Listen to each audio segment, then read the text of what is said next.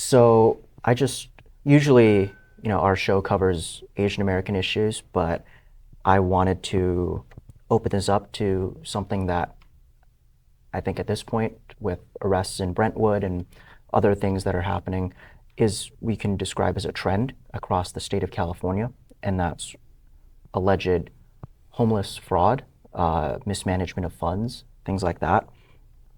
I was never really that educated on the issue until it came to my home city, Torrance. As both of you know, and as our audience may or may not be aware of, there was an incident last summer where the Weingart Center attempted to place a Homekey Plus project off Torrance Boulevard at the extended stay.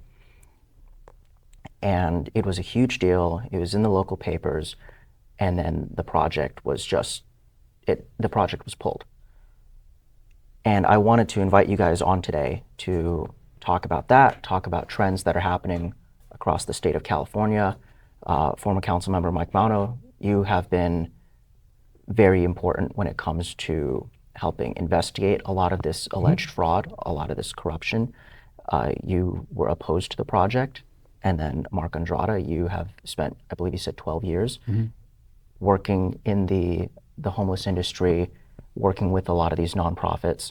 So I just wanted to open the floor up to you guys to talk about what's happening and what you've potentially uncovered. Thank you for being here.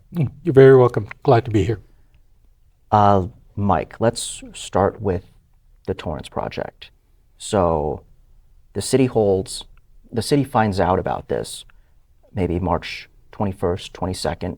They had the emergency meeting on the 23rd. It's the Friday before Memorial Day. And then the Los Angeles County Board of Supervisors votes on it March 27th.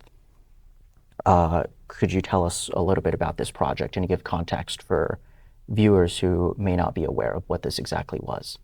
Sure. I learned about the project after it was approved. I read it in the paper. Some folks mentioned it to me.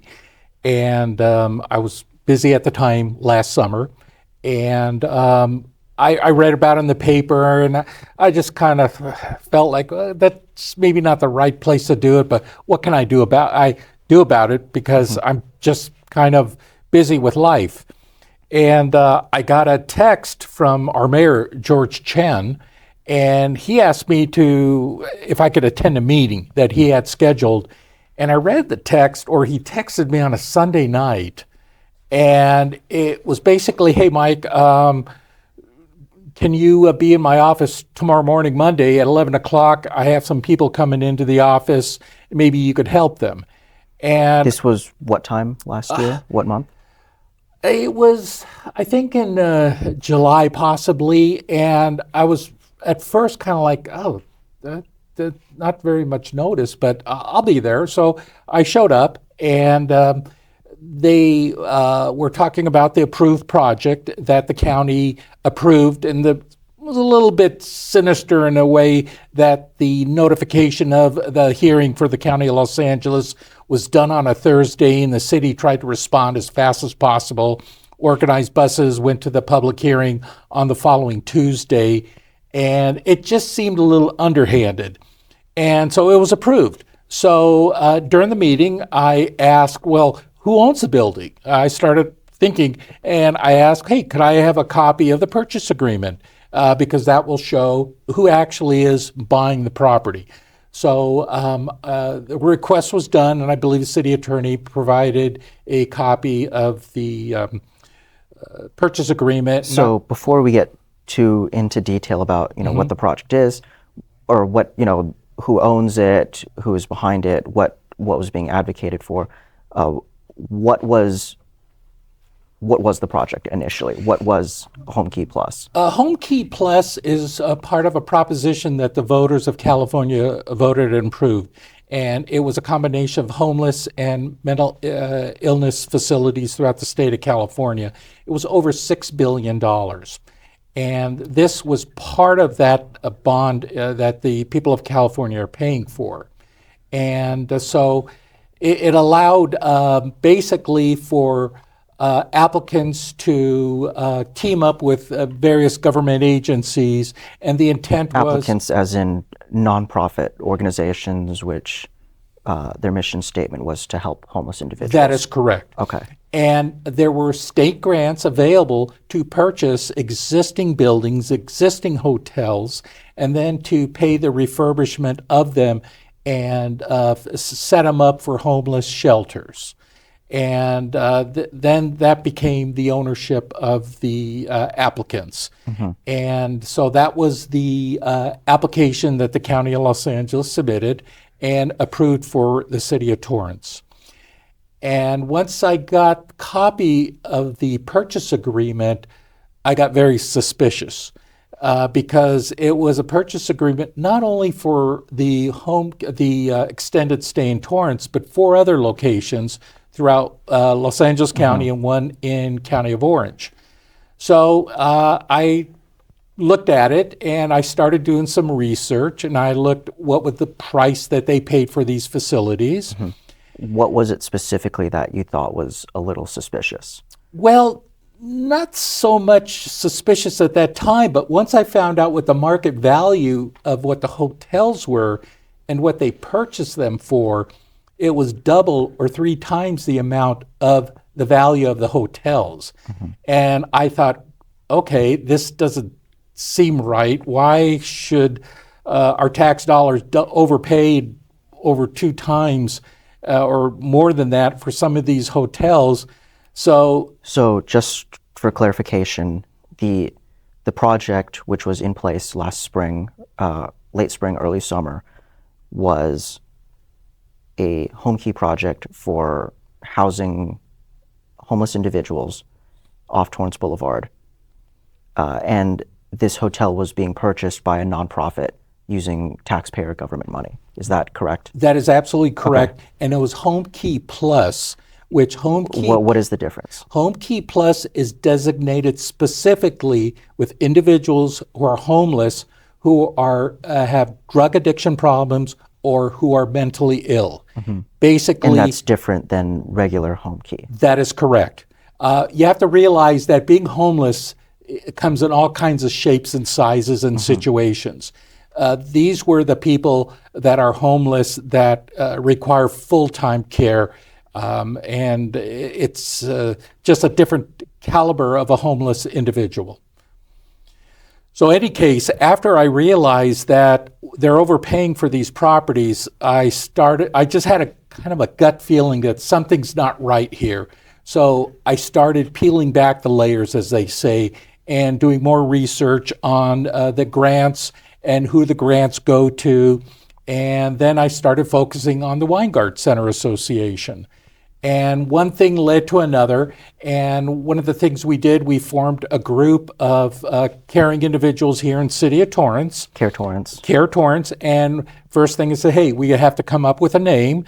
And says, well, we don't have an office. We don't need an office. We're going to call ourselves C.A.R.E Torrance. And we need a website. And because we have to try to change public opinion or try to do something about this project, we have to be unified as a single voice. So a collection of people gathered together and we coalesced and continue with the protest. What was the general sentiment? You've kind of gone over the fraud, the overcharging, things like that. What were the various reasons as to why this group was opposed to this project? Fundamentally, it was a terrible location. It was the wrong location, and there were so many other locations that would have worked better. Also, City of Torrance does not have a chronic homeless issue. We do have a homeless problem, but importing possibly a couple, 200-300 individuals who are chronically ill, drug addicts, right in the center of our city. These individuals wouldn't have been from Torrance. No, there's not enough people of that caliber in the city streets of Torrance. How many units was the building, the project they intended to build? The building has 120 units, and those units can be converted into 2 occupants per room, or possibly 3. And the way the system works is they get paid by the head count. So the more you could pack in, the more you get paid, because there's other programs. So I didn't look into more of the operations side, which is a whole different question. I was looking more at the real estate side. And so that's where I was focusing my attention. In the same time, the C.A.R.E Torrance was organizing protests on Torrance Boulevard on Saturdays. And it was just more of we were upset and angry that the county could just push something and Torrance couldn't do anything about it. So my research continued. How was it pushed? Could you give me sort of a timeline? We talked about the emergency meeting that City Council had, and then the vote by the County Board of Supervisors. Talk about the timeline between that and then your involvement. Well, basically the deal was done. It was approved. We couldn't stop it. So we wanted to have a public relations outpouring to maybe convince the county, hey, this is not the right location. And that was kind of my emphasis too. And it was felt that it wasn't the right location because it was off Torrance Boulevard, or what were the reasons? There was a lot of reasons. It was next to a senior facility, next to residential units, next to our civic center, next to Marriott, next to Delamo Mall, and you couldn't pick a worse place to put it in the center of our city, the heart of the city of Torrance. And it would have started a mini Skid Row. What would have been the consequences had this project gone through? Well, I guess let's play a little bit of cause and effect to understand why residents were so opposed to this. Excellent question. The applicant, Weingart, said, hey, we're going to provide facilities for people to keep them indoors. And once you have a facility and you house people with mental illness, people who are drug addicts, next to senior living, schools, civic centers, you cannot contain them in the facility.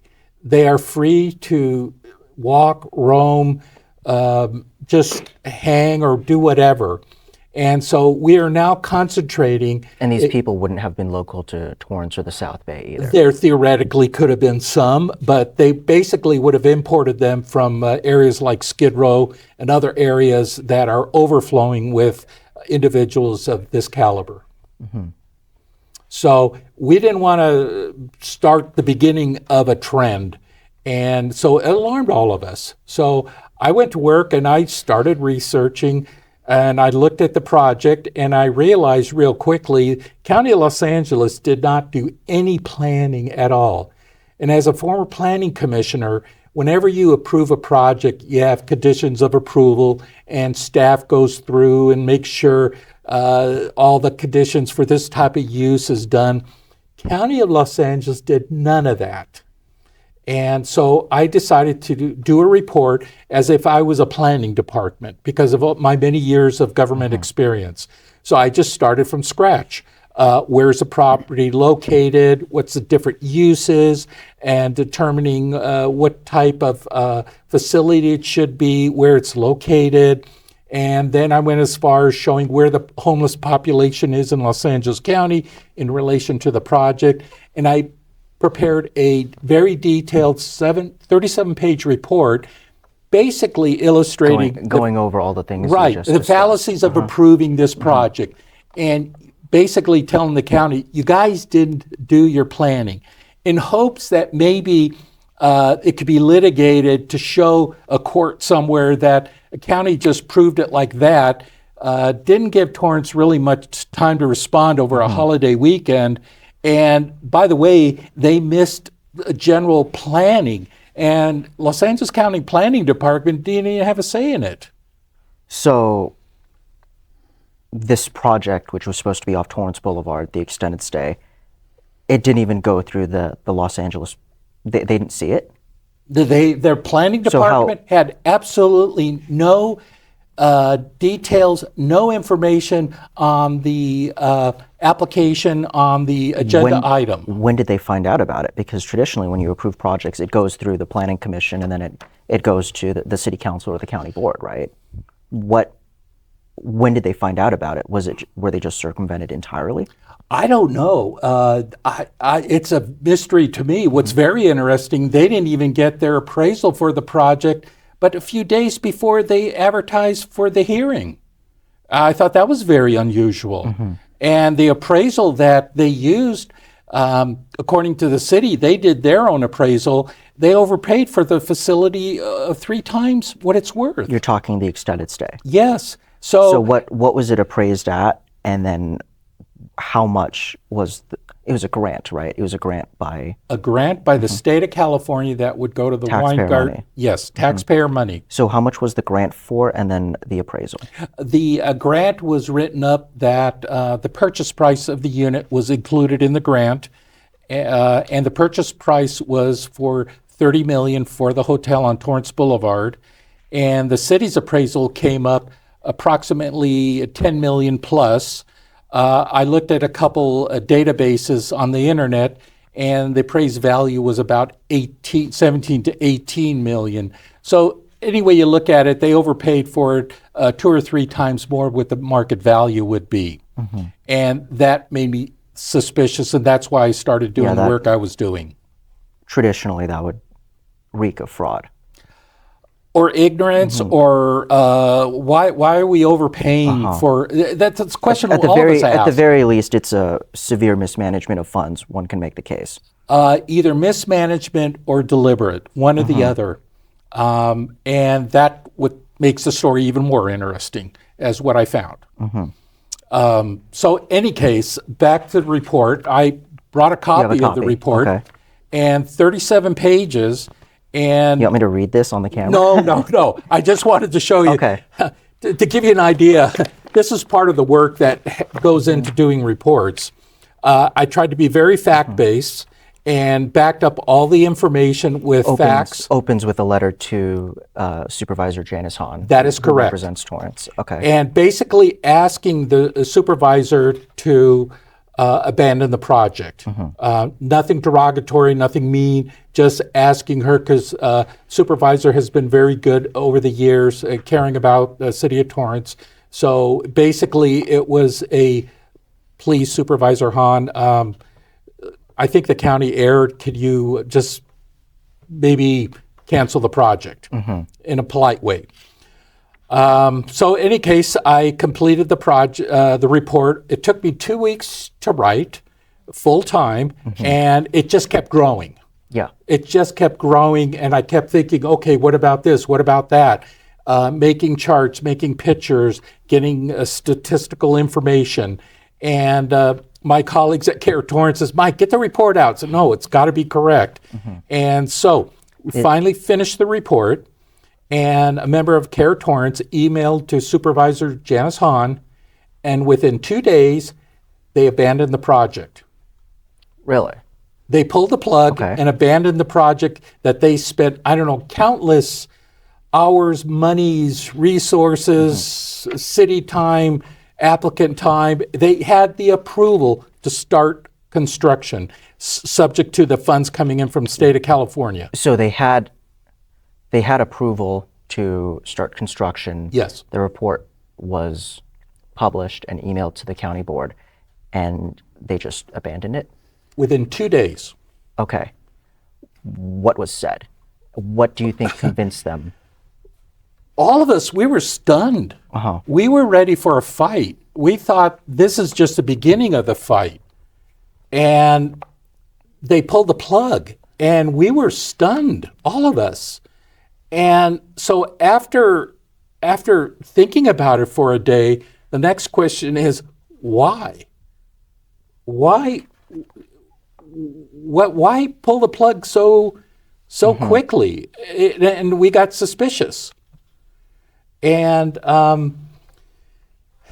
I didn't know where to go. I was just like, where do we go from here? And then the thought was, okay, they're just going to come back and rebrand, and they got the entitlement, so they're just going to bring somebody else. Maybe it was the co-applicant Weingart that was a problem, so they'll just come in somewhere else, because right now the County of Los Angeles approved a homeless shelter there for a Homekey Plus. So that's an entitlement that they could exercise on.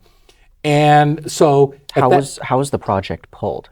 Was it just the county rejected, went back on what happened specifically? The official statement from the County of Los Angeles was they abandoned the project. Okay. and it was a formal statement from the county.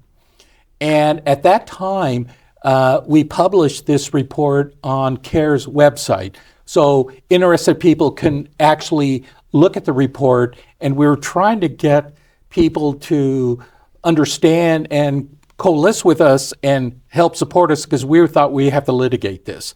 Because the city What of is the Torrance, website for C.A.R.E Torrance? it's C.A.R.E Torrance, and I don't know the exact address for the website because there were so many people involved, and I was focusing on writing reports, but Okay. it's C.A.R.E Torrance. And then an interesting thing happened shortly after. I got an email from somebody. I didn't know who they were, and basically they said, "Hey, what you wrote, I'd like to meet with you." And I immediately thought, "Oh, great! Somebody in the wine guard is okay. They want to see who I am, and you're the guy that killed the project." And They're so I sending was your kind private of like, investigators after you, yeah. or worse, I didn't know what to think. So he requested a meeting, and I said, "Okay." And I said, "Okay." And then I told a couple of people, I said, "Oh no, don't meet with anybody." And I said, "No, I have to meet with this guy. I don't know who he is." And so I said, "Okay, let's meet in a public place." And so I said, "Hey, why don't you come to Del Amo Mall? We'll meet at Lazy Dog at a certain time and place, and it's very public." So then I met this individual, and he is this guy who's I next assume to you're me. talking about Mark. Yeah, Mark. So Mark could say why he emailed me, but it was the beginning of this investigation growing.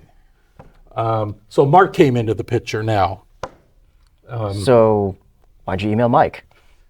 Okay. Well, first of all, thanks for having me. Yes, thank you for coming on. Thank you. I'm going to backtrack just a bit to give you a little timeline. So basically, prior to the meeting at Lazy Dog, I first contacted Mike by email on August 24th of last year, 2025, midsummer, regarding the report I read. And this is, what, about 10 days after the report? Roughly, I'm not sure exactly what the timing of it. I just remember reading it either on the C.A.R.E Torrance Facebook page or on a Reddit post. How did you find the C.A.R.E Torrance website? Because I assume how many times have you been to Torrance before that? Well, the thing about Facebook is they'll just start suggesting like groups to join based on some of the topics I've been researching, perhaps. Maybe it's because of homelessness, and also at the time I was already attending these hearings in downtown regarding this plaintiff, the LA Alliance, going against the city and the county regarding homelessness services and lack of, basically their failure to follow through on their services and possibly mismanagement of funds and everything. So those kind of correlated with what's happening. And then by the time I read the Torrance thing, and by the time I emailed Mike with, saying, "I'm reading your report right now, I want to talk to you."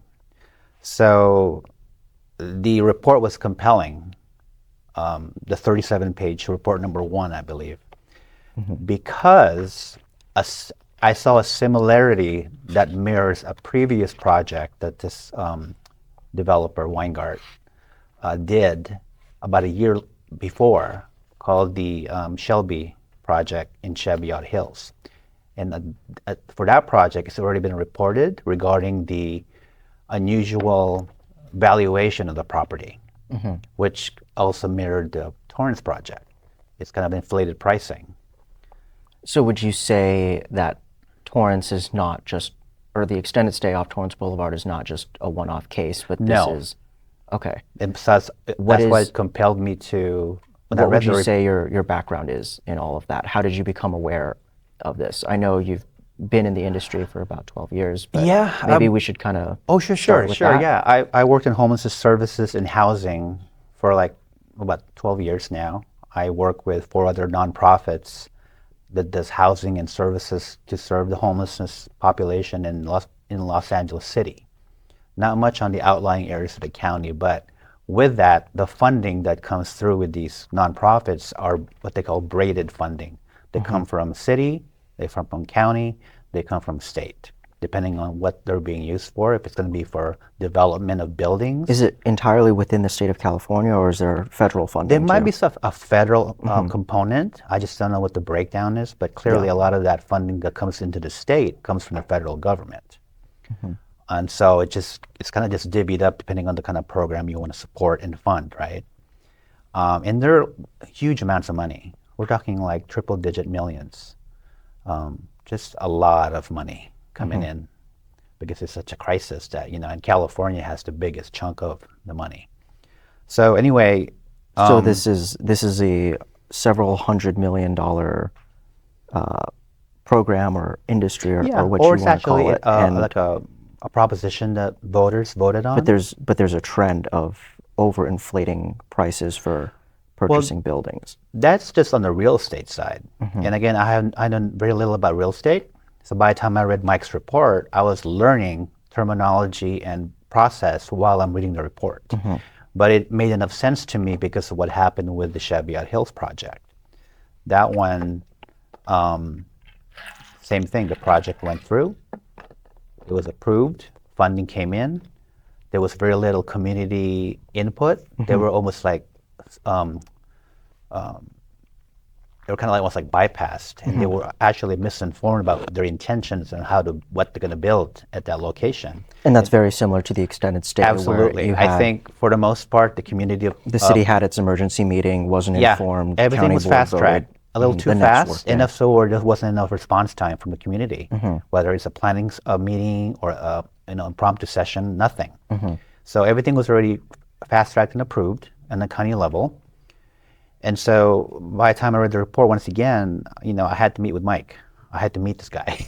And so going back to the tail end of Mike's story here, when we did meet in Torrance, he had to card me. He checked your ID. Which I had no issue with. I kind of knew where he's coming from. Yeah. I didn't get the full story until after the fact. Like, I know why he's checking, just to see who this person was. I remember I took a picture of your ID. Absolutely. And I understand the concern because, again, I came out of nowhere. And obviously, he has his concerns about who this might be. It might be some kind of, government agent or maybe somebody from the opposing party, whatever. But by the time we met, we started talking a lot more about this project. And I told him more about what this project could have entailed.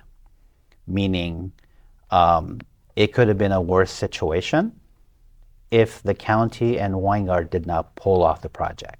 And that's what also shocked me was like, they, without much fanfare, very, very little reported about it, about them just pulling from the project. That's an unusual move for them to withdraw. Yeah, usually the county board is unstoppable in its tracks. And there was, again, typically that gets reported on, not much. They just pulled from the project and that was it. I think it felt very silent when I heard of it. It did feel very silent. Because I think there were a few residents that I was talking to when all this was going down last summer, and it was, is the project dead? What happened? And it's, I think even me, I still struggle to kind of like put the pieces together, and it's more an accepted reality that the project is dead, but I guess one of the reasons both of you are on is, what the hell happened? Exactly. So it was like, you see a dead animal on the highway, after you run it over, you realize it's not really dead. So it's kind of that question mark, like, is it done? Because there was nothing else talked about it or said about it. But even so, it just kind of ended right there. Obviously, the extended stay is still in operation, right?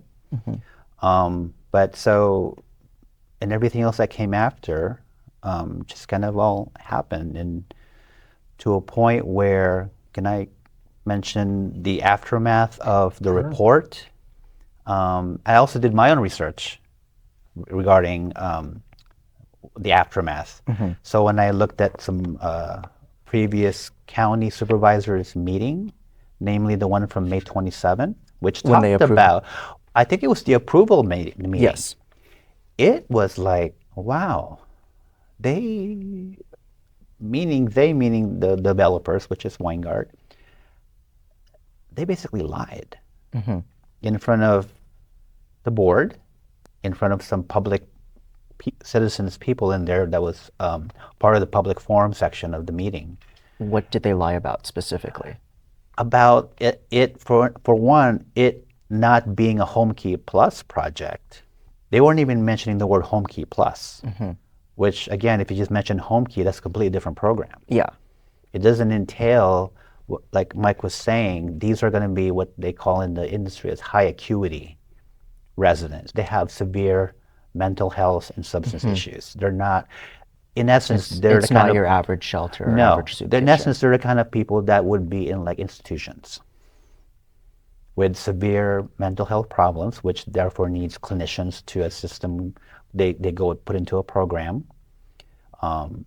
you know, whatever, whether that's 12-step or like severe therapy. That wasn't mentioned, which makes it kind of a distinction where, well, you know, it's different. It's also funded differently. Okay, so that was one of the things that they did not mention on the meeting. It's on record. And that kind of just, you know, in a way kind of surprised me, like, wow, you know. So therefore, by the time they pulled out months later, in when is this, August? I think August 14th, August 14th. So just 10 That's what days I had in after is my when I notes, got a yeah. hold of Mike. It's like, wow, that was a quick pull. Did the report scare them, or was it something else? It wasn't just people protesting. That happened as well, right? But Yeah, the I report, could imagine with every project they have, you're always going to have 100, 200 protesters in every yeah, city. it was So pretty had- compelling. I saw something the else footage. was happening. Yeah, well, it's the report. Okay. The report, the 37-page report, was compelling enough that they decided, oh, we're not gonna do this. This is gonna. It was impactful enough that they decided to just pull without fanfare. Which I think goes back to the question, what were they doing or what did the report cover that created that? Well, Mike can speak for that for sure. Maybe there's some detail that they got scared over. Because to stop LA County in its tracks, that doesn't happen. You know, that's once in a blue moon. So what No. specifically happened, I guess, is why you guys are here and what I'm trying to figure out for myself. Mike's report pointed out some of the, again, there was a lot of questions that were not answered. Okay. And Mike, In terms of what he discussed earlier with the planning department. Absolutely. And the And discrepancy they in the kind of- appraisal versus. the appraisal for sure. Once again, that mirrored the project previous to Torrance with the Cheviot Hills, which is already in the media. This has already been talked about and reported on regarding. Was that the arrests in Brentwood? That's the indictments that happened it's in that area. It's right below Brentwood, actually. Okay. It's a very affluent area of the west side. But so that started that situation pretty readily. And I just thought it does mirror the Torrance project in the preliminary stages. What Mike did with the report, having them act on pulling, saved Torrance, really. It really did. Because like he was saying, you know, once you have that go into construction, it's a very long process to do construction and renovation and rehabs. It will just create a different kind of feel and environment for that. It's a main commercial district. And there's a 7-Eleven up the street, which in previous projects that they've developed, there's always a 7-Eleven down the street. And I don't know if that's intentional, but as you know, with a lot of 7-Elevens that have a lot of kind of transient traffic coming in, it just changes the dynamic of the store or any other businesses close to, whether it's a church. In this case, there's a couple of schools nearby. There's a aquatic center, which is a youth aquatic center. The fact that they didn't think that over before they actually decided to build there was kind of like, it's like I don't know what you call it. It wasn't. It was Oversight. It was an oversight. Like, it wasn't intentional. I mean, like you said, they could have built elsewhere, at a more possibly remote area of the city, or maybe outside. But you know, it was just an interesting move, for sure. And I didn't know about that project until much later, until I heard about the protests that the C.A.R.E Torrance Torrance did. and all that. And of course, the report is what really got me. It's like, oh, this is different. You know, I've never seen anything like it. There have been no cases of other communities issuing reports, going over the details. Not like that. Really? Because again, it was basically written and presented like a planning report with all the financials already in it and some of the forecasts and the projections and all those things that you don't often see in governmental reporting. I don't think they even do that. Whether they have a city planning commission or not, I don't see that often. And this is from a guy who just happens to have a lot of experience in construction and contracts. So let's compare the Shelby project with the Torrance project and other trends that you see. Where would you say the extended stay off Torrance Boulevard kind of fits into all of that in your years of experience?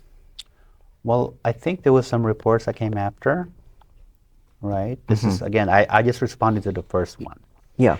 And there was several more reports that came through from Mike that he drafted.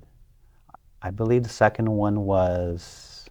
If you'd like to chime in, you're Oh, welcome sure. to. Yeah, because there've been so many at that point that I've kind of lost track of how many reports he's created. How many reports have you made? So Six. There was six total. Okay. 6. And then this was the original one. That was the talking original about, one. Talking about the Torrance project. Correct. And then what have you done after? Well, what piqued my curiosity was, okay, here's an applicant. And so I focused on this applicant, Weingart. And so I looked up, and they have done multiple projects throughout the county. And I randomly picked one project, and it happened to be the Cheviot Hills. And it was the most recent. So Was this approved in the same bundle as the Torrance project? it was approved by City of Los Angeles under one of their contracts, similar to Homekey Plus. And I wasn't so concerned about how it happened. I wanted to see the actual applicant themselves to make You're sure talking about the Weingart Center. the Weingart make sure the process was done correctly. And I just started from scratch looking at it, and I soon always look at real estate and started looking at who owns the property, just where I did with Torrance. I want to see the purchase agreement. And there was all kinds of companies, all kinds of LLCs, limited partnerships, and it just evolved.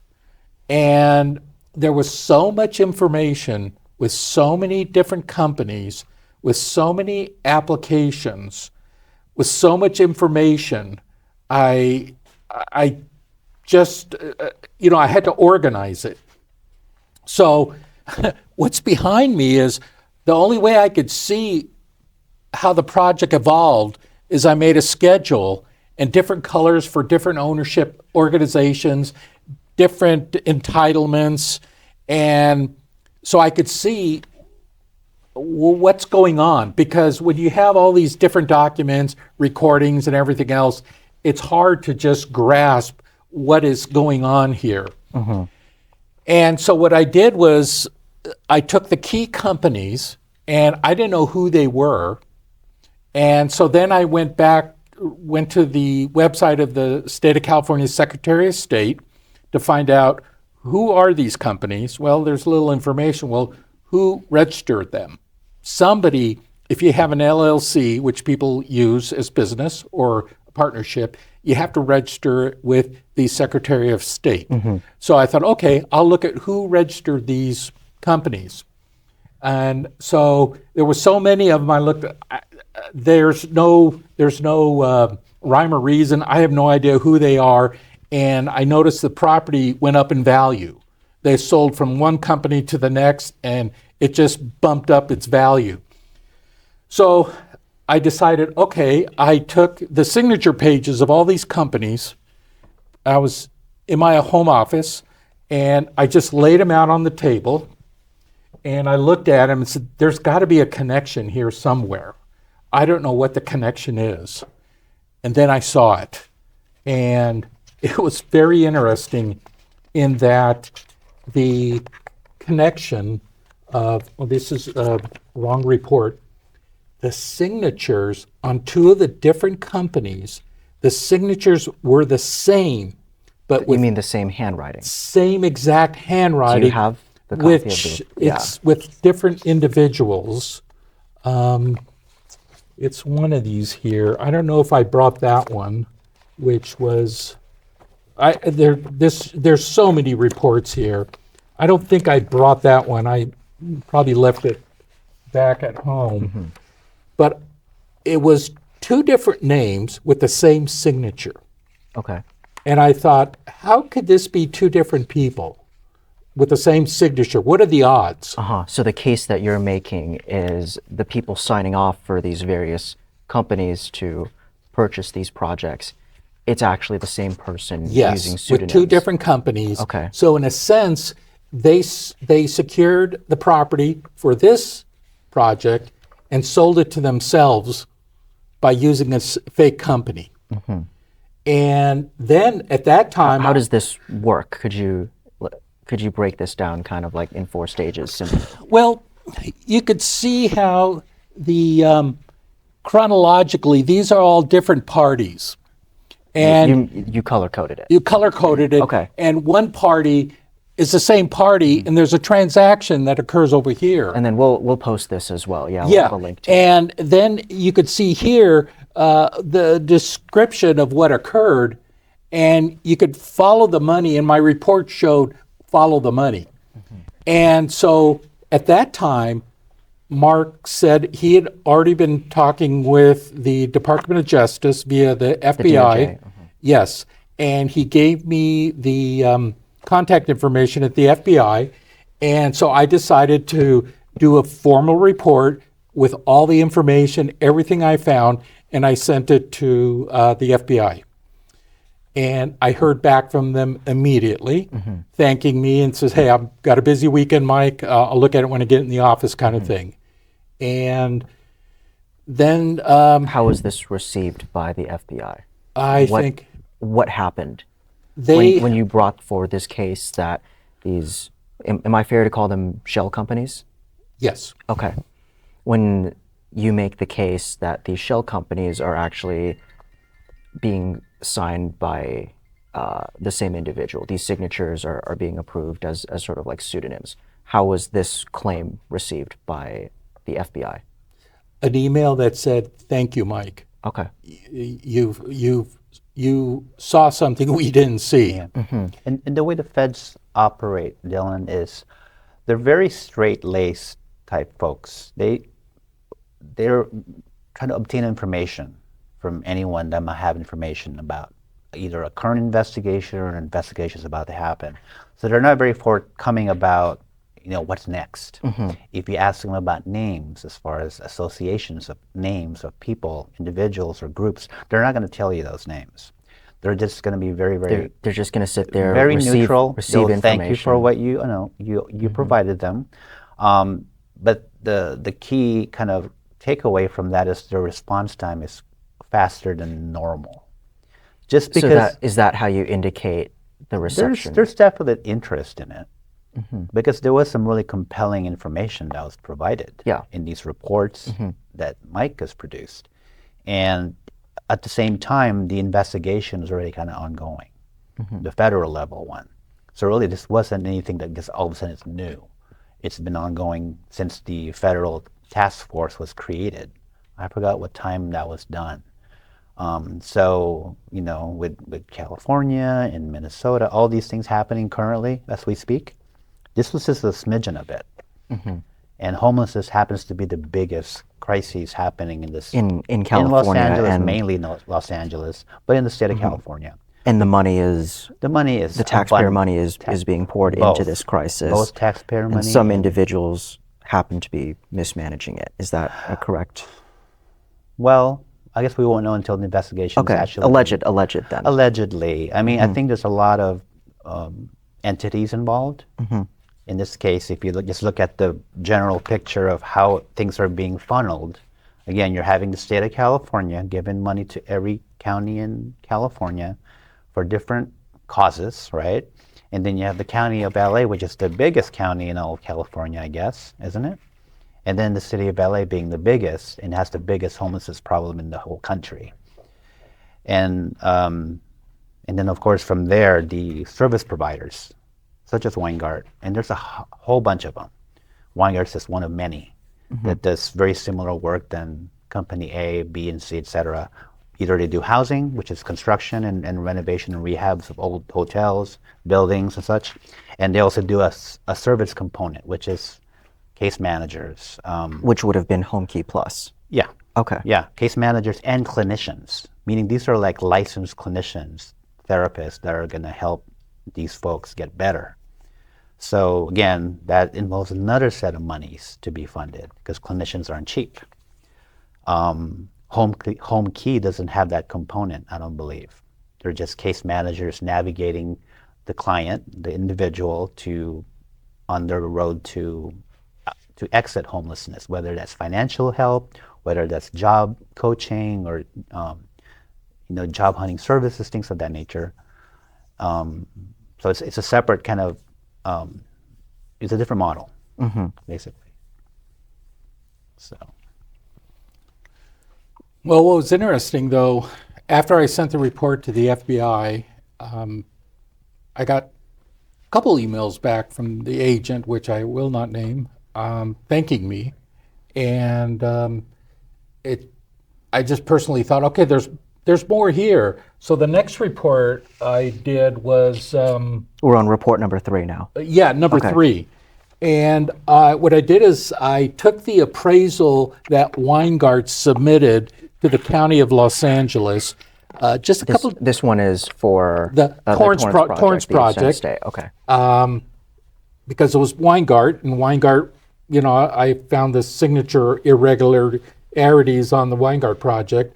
I did the appraisal report, and I detailed how the report itself was allegedly misrepresented the valuation specifically on a real estate appraisal would use.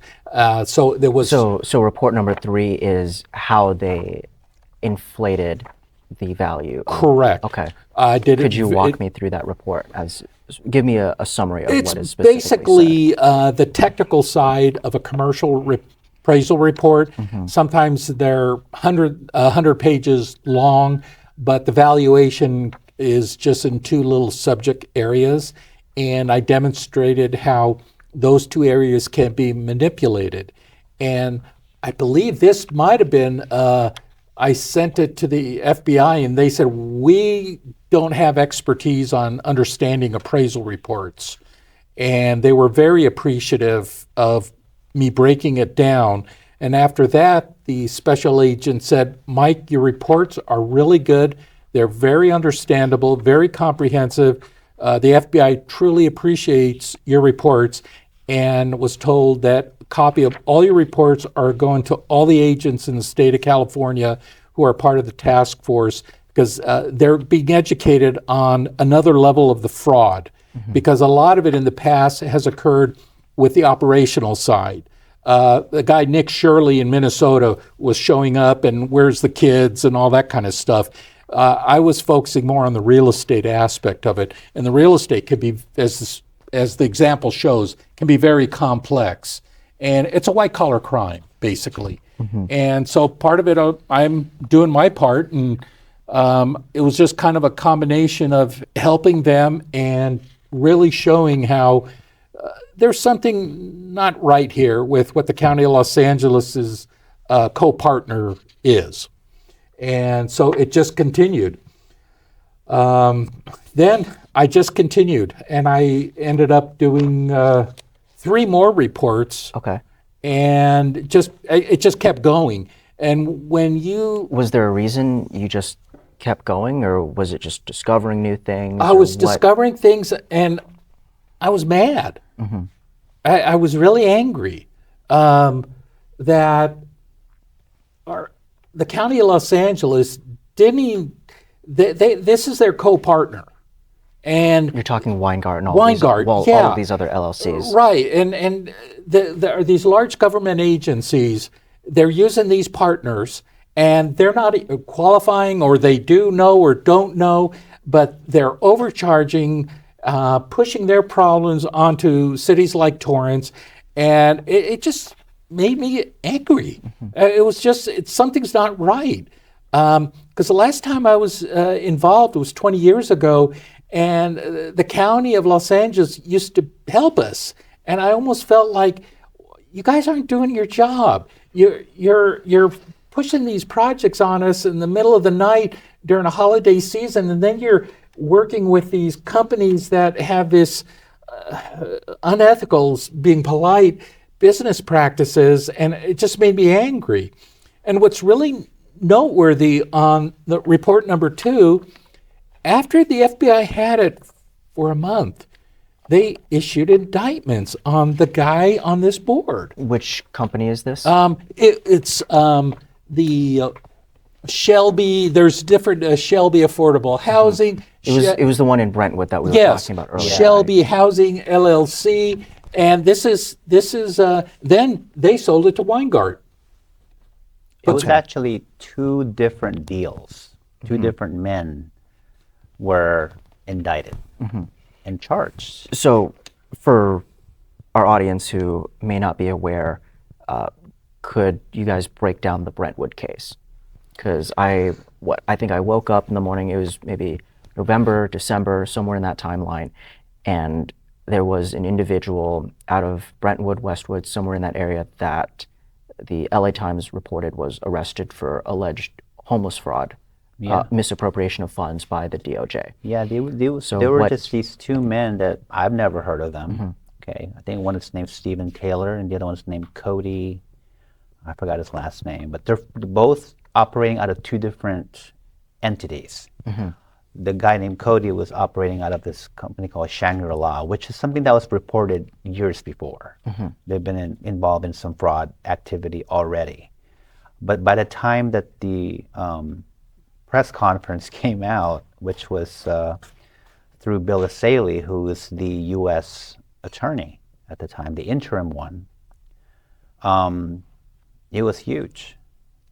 It was, and then of course, Weingart was mentioned because they were part of the party that was involved in the Cheviot Hills. They were the party that, or one of the co-partners of the purchase? Yes, they were the developers. Okay. They're the ones that, basically bought the building, and they're about to rehab it. To this day, it's still under construction. And the idea is... It's still under construction, and they're still going forward with the project despite the indictments. As far as I know right now, the project is still ongoing. I don't know how much truth is in that, meaning, what is entailed with construction still progressing, whereas, with this new indictment, it didn't put an injunction on that property being constructed further. You'd think it'll just sit there for a while, or there's some other transactions that will take place where the property would no longer be a part of the developer. Yeah, as far as I know, it still is.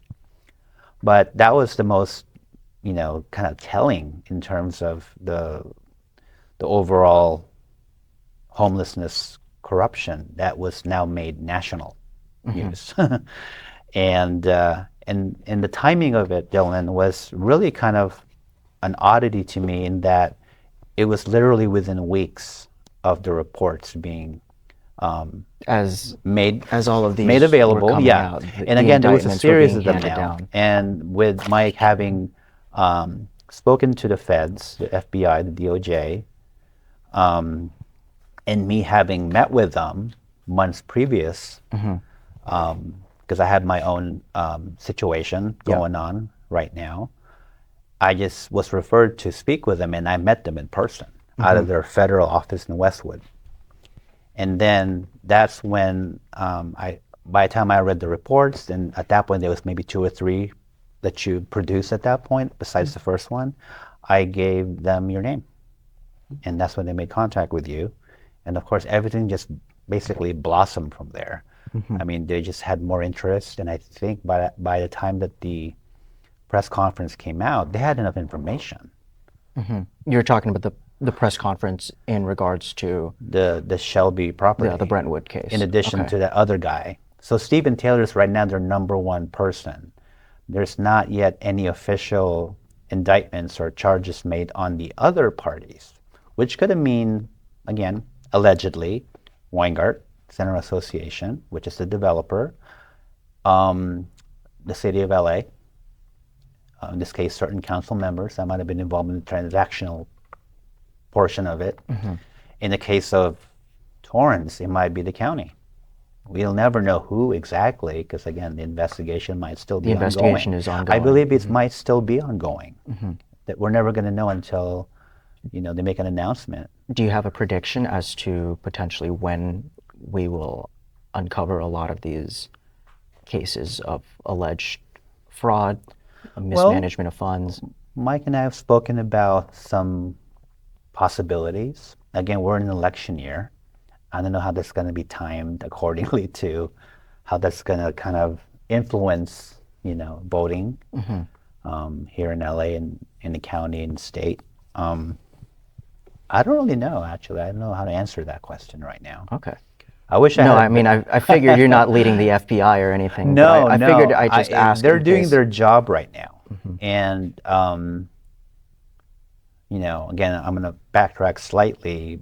By having attended those LA Alliance hearings, I've known firsthand now, based on the hearings, there have been multiples of them. And they've been going on for 2-3 years now. This plaintiff has been trying to. LA Alliance is. It's kind of like a group of organizations, citizens that are similar to C.A.R.E Torrance. Except for Los Angeles County wide. Yes. So they basically sued the city of LA and the county both with basically they weren't meeting the requirements of what they called at the time the settlement agreement.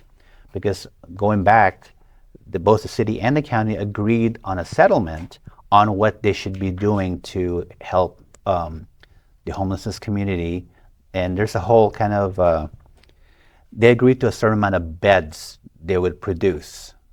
There's like a mandate for it. There's a mandate, yeah. In this case, there were like 12,000 beds. And usually those translates to units. Like Mike was saying, each unit might have, units. It could be units or beds. Sometimes each unit might have 2 or 3 beds in it. It could have a bunk bed of 4. So really the idea was to have beds which equate to an individual. And both the city and the county never met those milestones like they're supposed to. They were way below that. And so I learned... The state of California is the one that sets these mandates? The county and the city. Okay. I'm sure the state's involved in some way. I don't know exactly what. But the county didn't meet its own mandate that it set. Is that? Well, at the time when I was attending, the county and the city were basically allegedly told that they weren't meeting those milestones amidst all the money being put into homelessness funding and services. And, there's the whole issue with LAHSA, which is the government agency that both the city and the county of LA kind of oversees. They're kind of like the governing agency that does all the work. They do the homeless counts. They kind of disperse all the funding to different providers. Los Angeles Housing Services Authority? Authority, yeah. Okay. Yeah. They're the leading agency in all of Los Angeles County and the city of LA. And so they weren't really doing their job. I mean, the data didn't support what they were doing. I mean, there was a lot of lack of oversight in how they were even managing their financials, how they're tracking invoices and services. All this is on record. Do you have details for the discrepancy examples? It's all online. Okay. I mean, you could go to, say, for instance, the city controller's website. He has his whole entire data published. You can go to the City of LA City Attorney's Office, or there's a Chief Administrative Officer's office, and they all have different data points they were producing, but they weren't consistent. And as far as the county goes, I think Mike can speak on behalf of the county, because we just discovered something quite recently that's kind of telling now. Because up until this point, Dylan, based on these hearings from the Alliance is now suing the city of LA for contempt. Okay. How And much can you tell me about that? Oh gosh, I have to go back to the dockets. The court dockets are numbering in the hundreds and thousands of pages now, but there's just so many to look at because it dates back so far. But what it's saying is what's happening is the city of LA. First of all, they hired a very expensive law firm to represent them, and all they do is just keep pushing and pushing, postponing and postponing, and appeal after appeal, because they couldn't get the data. They couldn't have any data to present to the judge that will support meeting the agreement. And it's just getting postponed and postponed right now. And I think, Mike, you can speak for about what we discovered potentially, allegedly, about the county's involvement in the contempt. Yeah, after Mark mentioned about this federal trial in Judge Carter's court, which I have to publicly applaud Judge David O. Carter as probably one of the better federal jurists that the country has. I allege that County of Los Angeles, both county and city, are now being sued in contempt, and the county was able to settle the... Wait, so are they allegedly being sued in contempt, or they are being sued? Well, they are in the city of Los Angeles. It's in the midst of a contempt trial in federal Contempt court. trial, okay. And this is Judge David Carter, you mentioned. That is correct. Okay. But originally it was both of them. Yeah. But they It was somehow... the county. It was the county and the city that was. Yeah. The county, what I allege, did or is doing is they came up with their defense for not being sued, and I believe the use of Weingart to go out, purchase all these hotels at any cost, get them under contract, demonstrate to the judge, look what we're doing, Judge Carter. The county heard you. We are responding. This is their way of increasing the number of beds units to meet the mandate. which basically meets the agreement. Right. So avoid being sued for contempt. So is the county no longer being sued for contempt as a result of these Weingart projects? That and other things that the county did. It is such a monumental grouping of statistics, numbers, and the county, of course, did some good things, part of the collection, but I personally allege that the Weingart process was part of it, just to demonstrate that they are listening to the court and they are not having to defend themselves. And what was very interesting, the first date of the contempt hearing, one of the county supervisors was there in court just to make sure that, okay, county, you got to pass. LA City, we're in trial. And so it's going to take a lot of time, and I don't have the time to prove this because there are so many documents part of this trial. I'm just a guy in Torrance, just writing simple reports, but it just looks that way, and you could just look at the paper in front of me, and why? The question is always, why overpay? And I think that's the primary reason. Yeah, and the state's handing out the money. There's no checks and balances, and the Judge Carter. Okay, great. They're under contract, and these are legitimate real estate transactions, but none of them occurred. Yeah, and really, what it comes down to, Dylan, just on a base level, this whole homelessness situation in really anywhere in the country, it's a very complex thing. Yes. I think we can all agree on that, right? It's a homelessness complex comes issue. in all It's kinds not of an shapes and easy sizes. 1, 2, 3 fix. Yeah.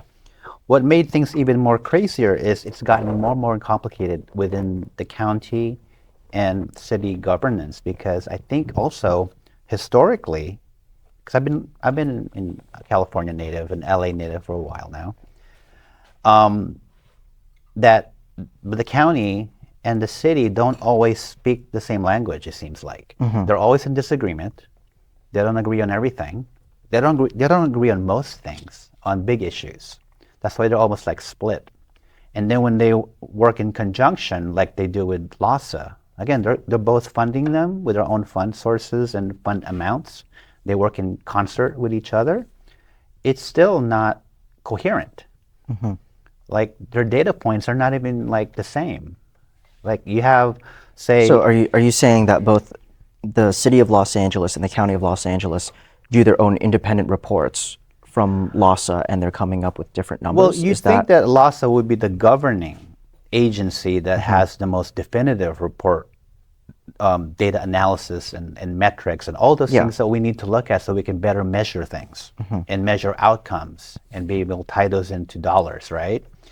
It hasn't been happening. If you're someone like LAHSA who's supposed to be doing their work and they haven't been, this is all reported. And there's public records that support what I'm saying. Is like, you know, they don't even know to do things as simple as, when we're billing our providers, when we're collecting invoices or reimbursement receipts, they're not even really looking at it carefully enough. Instead, they would just like, you know, they're just dispersing monies, or in this case, the city would disperse money to LAHSA to provide the providers just kind of willy-nilly. There's no like checks and balances, like you're saying. So therefore, there's no way to ensure, at least from a governmental standpoint, you that don't even know whether this money is being used responsibly. True, and you know, in the end of it, you're not even sure whether services are actually being rendered.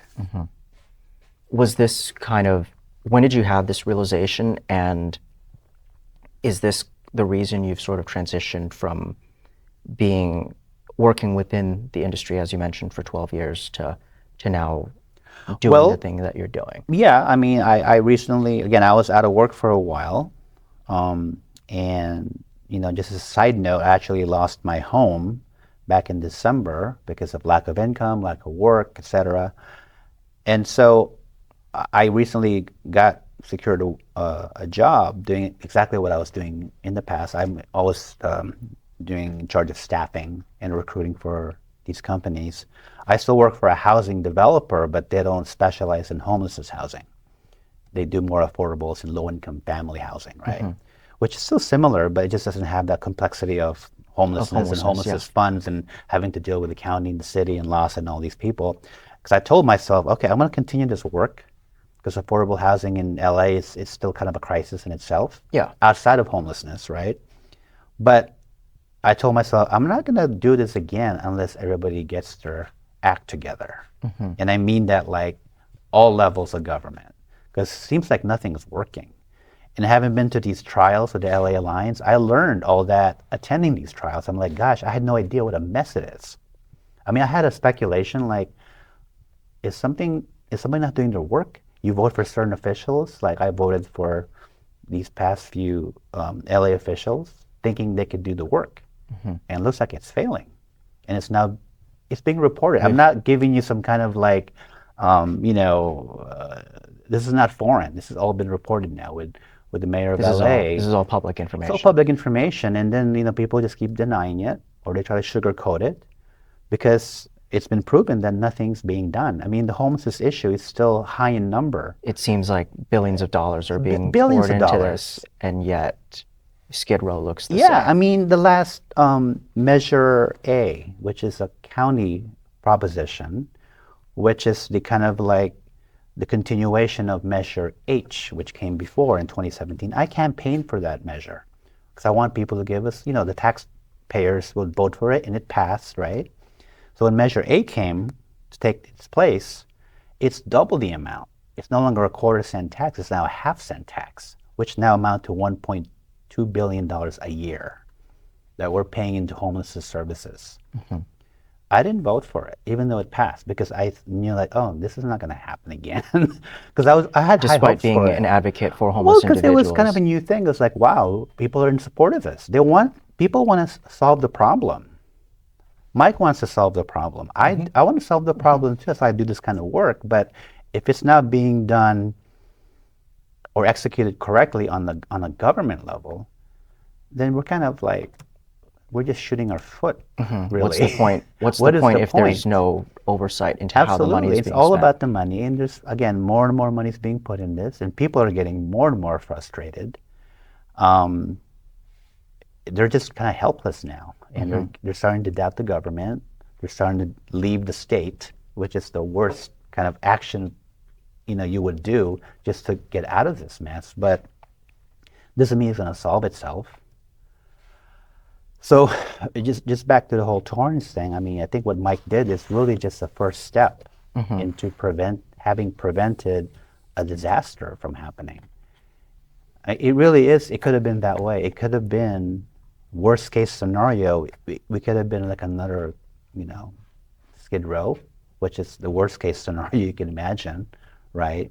Do you think you're a little dramatic in saying that? Or Yeah, what I'm makes aware. you say that that phrase is justified? Well, because again, maybe Skid Row is a really kind of poor example of what I just said, but if you think about how long it's been there for decades now. It probably never started that way, but it's just been kind of compounded year after year after year, and nothing's being done to it. It's almost like it's like a lost cause.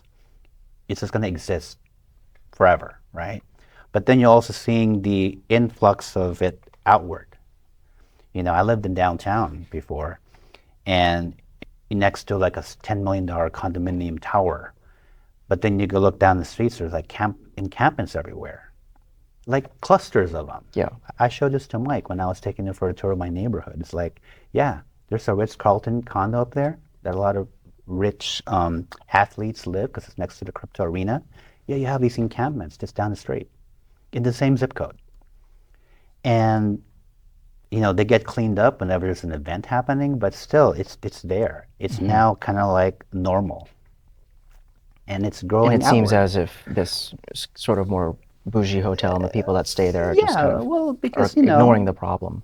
It's I suppose. I mean, It feels like a very symbolic description of what's it happening. kind of is, and I've just seen them you can always hear people from the west side, the more affluent parts of Los Angeles, where they're complaining about overpasses and parks, where a lot more encampments are starting to build. The only reason that places like Beverly Hills doesn't get affected because they have a very strong and strict police force. You don't mess with the Beverly Hills police. They're going to throw you out, Yeah. right? And you're lucky if you have that police force enforcing those rules, such as maybe here in Torrance or, in Gardena or wherever else in the county. But the city of LA it's kind of out of control at this point. I don't know if we're ever going to fix this. You've been at this for 12 years. Do you think the situation's gotten significantly worse within the last 2, 3? How has the trend been? Because I know you mentioned Skid Row's kind of been there for several decades, but now you're mentioning that it's expanding out into downtown, and as you mentioned, Mike, with the county trying to place projects, shelters, Homekey projects in other parts like the South Bay, like where were some of the other projects you mentioned in that bundle that was approved? In the suburban areas of Los Angeles County, one in, I think it was Lake Forest.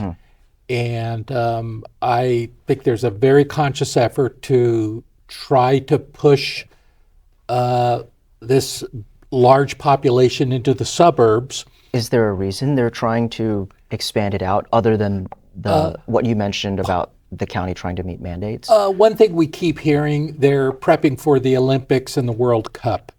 In 2028. Yes, because if you go to downtown Los Angeles, you drive, anybody who goes to downtown Los Angeles, you see campfires now. Yeah. There's campfires. Every time you go to downtown, there are campfires. I've seen a few, yeah. And- In the streets. Getting off the 110. And it's embarrassing. And it basically, the only thing I could say, the city's broken, and they're trying to push the problem in the suburbs, and that led me to my funny you say that, my last report to the FBI. I started researching why we're spending the money, and the problem hasn't gotten any better. So I don't know how I fell upon this, but I did some research. And I found out that in 2023, the Department of Homeland Security had over 360 flights. These are jets that took migrants from the El Paso area and sent them all to airport in San Diego County. And so I did the numbers, and if you're a 737 and you have 360 flights, you're looking at about 70,000 people. At the same time, I've gotten people who are working in these facilities. And keep in mind, going to court, people are coming to me and telling me stuff that they recall back in that time period, busloads of migrants from the federal government were coming in and they were housing them in the homeless shelters by the hundreds. So those shelters now are being occupied by recent migrants that DHS picked up in Texas, flew to San Diego, and then busted them into LA. And my concern I gave to the FBI, which they were very curious, is there's a federal False Claim Act that all they have to do is check to see, pull the DHS records of where they took these people and they were housed. And I'm sure the operators of these facilities didn't say, "Oh, welcome, no problem." They have individual contracts to house these migrants. And I think you made the case earlier that the more heads they have in the facility, the more money they get. Correct. Now, the issue is all they have to do is check the two records. Are they billing the county for heads in the building? And then the government gives them a check for having heads in the building. So you compare the two, and it's up to them. They have the information, and it's very easy to verify. And if that's the case, a lot of these homeless providers are double dipping. Yeah. So that goes back to the lack of oversight. Because again, it's almost like it's too easy to do this now. I mean, remember when, we haven't even spoken about the pandemic. When COVID happened, there was a bunch of COVID money, as you know. Yeah. COVID relief money, which a lot of them haven't even the been federal used government yet. printed, They just handed out basically just checks, handed yeah. it over in a giant box, right? And since homelessness was still an issue, a lot of that money went in, a lot of the COVID relief money went into those programs, which also included the Inside Safe that the mayor of Los Angeles, basically it's her initiative to get people off the streets into these motels to be housed temporarily, just during the pandemic, just to get them fed, make sure they're, 3 meals a day, have shelter, they have a bed, they have showers, all that stuff. And, now with this whole thing with the migrant, which if you recall, maybe a year or two ago, they were busing people into LA, dropping them off at Union Station. These are like people whose families were broken apart when they were arrested or detained in Texas, wherever. And now you have all these adults with, they don't speak any English. They got dumped into Union Station, and then a lot of them actually ended up on Wingard. And they took those shelter beds and interim housing units to house them. So they, again, They're essentially making money off of these migrants that are. Well, I found that out from Mike's report about, that could be a possibility where, this is no longer the same fund sources they were originally honored with. Now it's the DHS money. Because again, they're getting these people and putting them on planes, do government expenses, whatever, and now they put them into these situation in LA. So maybe there's another fund source coming in there in addition to what's already been granted them to house regular Angelenos who are homeless. Now we have another population coming in, and my understanding is most of them are women, and so they have different needs, of course, but it became even more complicated, like I was saying earlier. They took a complex it's a whole issue, new it made it even factor. more complicated. And again, because of the urgency of that, there was any oversight at that point.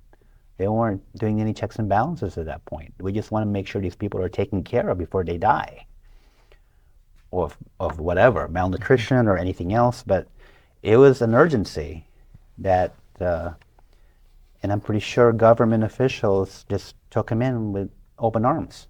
We're not going to turn them away, because again, they were migrants. Yeah. This is the perfect place to have them. Again, I have nothing against migrant populations or this whole immigration thing, but the fact that how it was handled and executed, it was a little questionable. It doesn't feel honest. It feels like they were Well, using these individuals to count heads so they could increase their funding. Is that, would you say that's are alleged, I guess. allegedly? Again, it hasn't yes, been proven that all it this was, is alleged. yeah, Yes, everything is but alleged. that but, is the case you're making. I just wanted to ask to well, clarify. the bigger investigation would prove that eventually. I Mm-hmm. think that'll all come up eventually, how this was all handled during this really crazy time. Mm-hmm. You know, so. Both of you guys have, now you've been in this for almost a year. You've been in this for 12 years. I guess the final question I have is, with all of this mismanagement, alleged fraud that we've seen, and lots of individuals which are experiencing homelessness, not just in LA County, but across the state, what would you recommend the state or the county do to fix the homeless crisis? I know that's a very loaded question. We've talked about this being a very complicated issue, but if you could make one change, what would it be? Well, I have one basic answer, and it opens up more questions about, my answer would be a complete reform. Mm-hmm. But that's a loaded, broad what does that thing reform to look do. like? Yeah. Exactly. And who's going to be in charge? Mm-hmm. Should we leave it up to the federal government to create their own mandates now and legislation, however? Should we leave it up to the state? Should we leave it up to the county or the city? There has to be some kind of centralized way we can do this. It doesn't sound really complicated on the surface, right? Mm-hmm. We just want to help these people. We want to minimize, people dying, right? We want to make sure they're taken care of, and if they have like special needs, like mental health needs or substance abuse needs, we got to put them in somewhere where it's not an option. Right now, it's an option based on the current models that are being utilized for the homelessness population. That's housing first and harm reduction. In my own opinion, and I've worked with nonprofits that employ that model, those modalities. And a lot of people I spoke with who are case managers who ran these programs don't think it works. Because people within the industry don't think the model a that lot they're of people using don't. works. It's not like it's all across the board, they all agree, right? Well, yeah, everyone has And their these are own professionals with like social work degrees and advanced Yeah. grad degrees about, in clinicians even. I know someone who's a clinical director, right? He told me at one time, it's like, I thought, because I wanted to learn about how this works. I go, so do you guys force your clients to go into a program? He goes, no, we can't do that under the program, under the model. We cannot force somebody to go into a therapy. We cannot force somebody to go into 12-step. Even if they're struggling with substance abuse or mental issues. Right, because under the harm reduction model, you just minimize the damage they do themselves. For example, if someone's a heavy smoker, they smoke 5 packs a day. Well, if they can minimize that to 1 pack, you will be okay. Doesn't break the habit, No, but it it doesn't. minimizes it, right? If you're going to shoot up, we can't have you do it in your unit. You can go outside and do it. And if you do, you use clean needles versus dirty ones. And you don't share, because that spreads disease. This is the current model that they're This using. is under harm reduction, yeah. And if you're You might tell them about the harm reduction kit. That would have been that Yeah. our residents of Torrance would have been. Each of them would have got this harm reduction There are kit. photos available online, but I haven't seen the actual kit. But in the kit that the county administers under their, I think it's under the DMH, which is Department of Mental Health, or possibly even the Department of Public Health, is in the kit, they have these fentanyl strips. I haven't even looked up what that does to you. And they have syringes that are clean. There's this thing called Naxan, which is kind of like a anti-overdose thing that people who are on fentanyl. Narcan? Narcan, yeah. Narcan. If you're on, about to overdose on fentanyl, you give that, you administer that. It prevents them from ODing and dying. But that's what a kit looks like. And the crack pipes. Well, yeah, they're clean ones. They're clean crack pipes. Is there such thing? Yeah, because again, sharing those Is highly unsanitary, yes. Yeah, you can spread disease, which is already a health hazard So in itself. basically, you have a drug kit that is given to these individuals in county facilities, And they're free. and they would have been made available for this Homekey Plus here in the center All of Torrance. 120 units. And they kind of report, well, we have programs for them.